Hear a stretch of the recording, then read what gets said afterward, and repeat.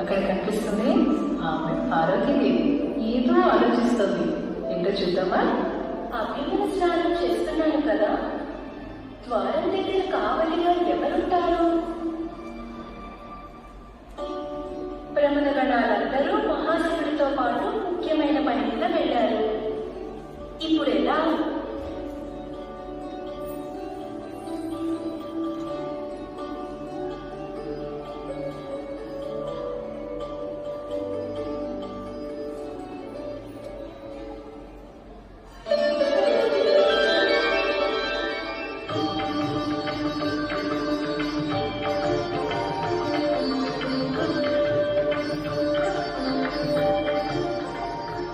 ఎంత బాగుందో!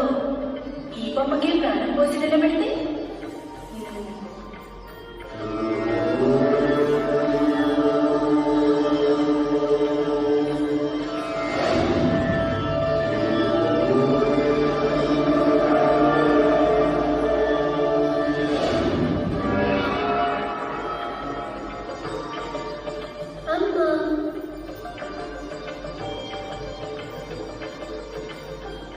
ఇంత అందంగా ఉన్నావో నా బంగారు తండ్రి. నమోస్తు మాత.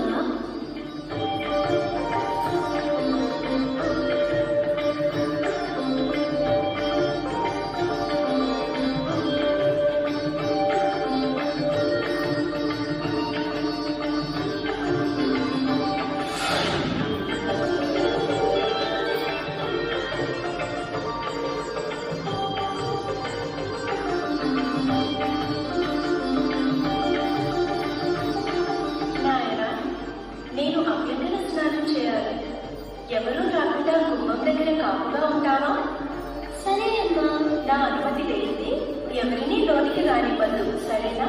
సరే, ఎవరూ రారు. మీరు నిశ్చింతగా స్నానమాచరించిరండి. నేను చూసుకుంటాను కదా.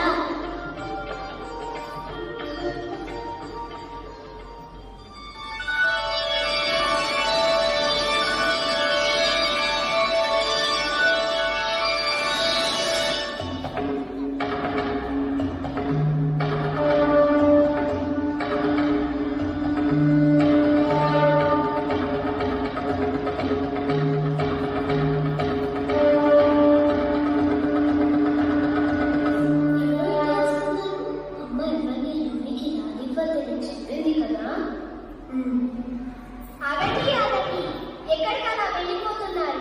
అమ్మ ఎవరిని లోనికి అనుమతించవద్దండి. నా మందిరంలోకి వెళ్ళడానికి నాకే అనుమతి కావాలా? బాలక, ఎవరు నువ్వు? ముందు మీరెవరో చెప్పండి. నేను పార్వతీపతిని, శివుడను. ఓహో, అలానా. నేను పార్వతీ తనయుడిని. పార్వతీ తనయుడా? సరే సరే, దాని వల్ల లోనికి వెళ్ళాలి. వీలేదు. అమ్మ అందరినీ ఎవరు లోనికి వెళ్ళకూడదు. ఏమిటి మొండితనం? నేనెవరో తెలుసా? చెప్పానుగా, పార్వతీ పతి అని. బాలక, దాని వల్ల కుదరదని చెప్పానుగా. నా క్రోధం తెప్పించవద్దు. నాది అనే మాట. దాని వల్ల కావాలా లేదా? ఎన్ని మాటలు చెప్పాలి? కుదరదని వెళ్ళినండి.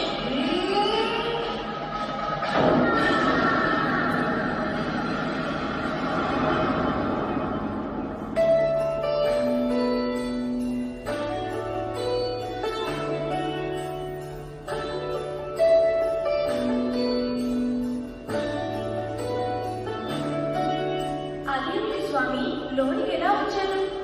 బాలుడు అడ్డగించలేదా? అడ్డగించాడు. అందుకే ఆ బాలుడిని సంహరించి వచ్చాను.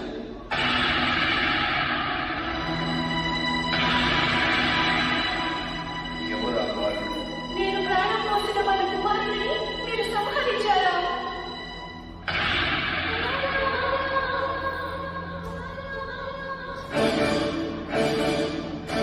కుమారుడు?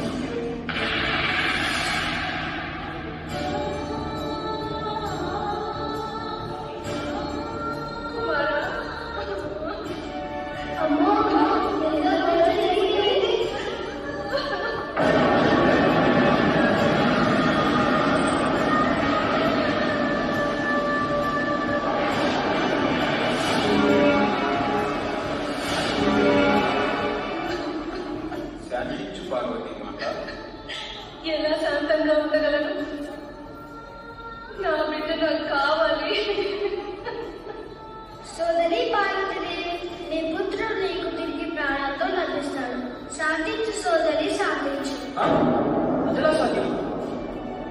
శూలంతో దిగబడిన తల మళ్ళీ అతకబడి వేరొక ప్రాణి తల తెచ్చి ప్రాణం పోయాడు.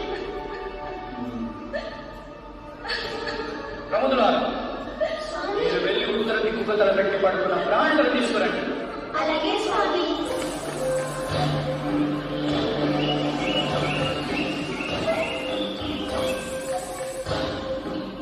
రండి రండి, అదిగో ఎందుకు త్వరగా కట్టించండి.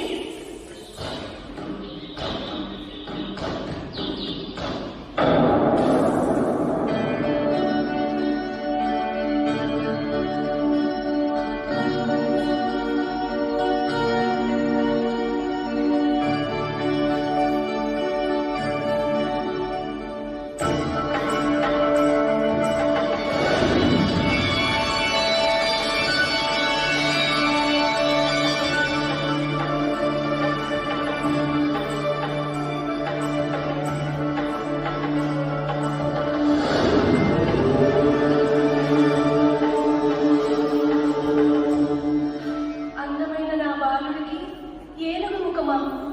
లోకమంతా హేళన చేయరా? అమ్మా పార్వతి, అంతా విధికి జరిగినదంతా ఒక కళ్యాణం కోసం. నీ పుత్రుడు గజాననుడిగా పిలవబడుతూ ముల్లోకాల్లో ఏ శుభకార్యం జరిగినా మొదటి పూజ అందుకుంటాడు. విఘ్నాలకు అధిపతిగా నిలుస్తాడు. ఇతనిని పూజిస్తే అన్ని విఘ్నాలు తొలగిపోయి అంతా శుభమే కలుగుతుంది.